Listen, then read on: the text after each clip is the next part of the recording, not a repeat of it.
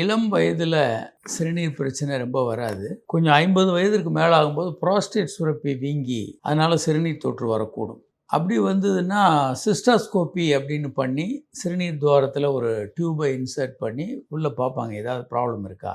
சில நேரங்களில் post urethral valve அப்படின்னு சிறுநீர் வர துவாரத்தினுடைய ஆரம்ப கட்டத்தில் ஒரு திரை மாதிரி அதை சிறுநீரை பிளாக் பண்ணலாம். சிறுநீர் பையில் கிருமி தொற்று வரலாம், கற்கள் இருக்கலாம். இந்த மாதிரி நிறைய காரணங்களால் பிரச்சனைகள் வரலாம். அப்படி எதுவும் இருந்ததுன்னா அதெல்லாம் கிளியர் பண்ணணும். அதுக்கான முழுமையான ட்ரீட்மெண்ட் இருக்குது. அதை பண்ணாங்கன்னா நல்லாயிடும். வயதான காலத்தில் புரோஸ்டேட் வீக்கத்தினால இந்த பிரச்சனைகள் திரும்ப வரும். சிறுநீர் தொற்று, சிறுநீரை முழுமையாக வெளியேற்ற முடியாது. கொஞ்சம் போனவுடனே முடிஞ்ச மாதிரி இருக்கும், ஆனால் திரும்ப அங்கே நீர் தங்கி இருக்கும். அதனால் சிறுநீர் தொற்று அதிகமாகிக்கிட்டே இருக்கும். அப்படி புரோஸ்டேட் காரணமாக இருந்தால் புரோஸ்டேட் வீக்கத்தை குறைக்கிறதுக்கான மருந்துகள் இருக்குது. ரொம்ப நீண்ட காலமாக இருக்குது, ரொம்ப பெருசாக வீங்கிடுச்சுன்னா அதை அறுவை சிகிச்சை மூலமாகவும் அந்த சைஸை குறைச்சிருவாங்க.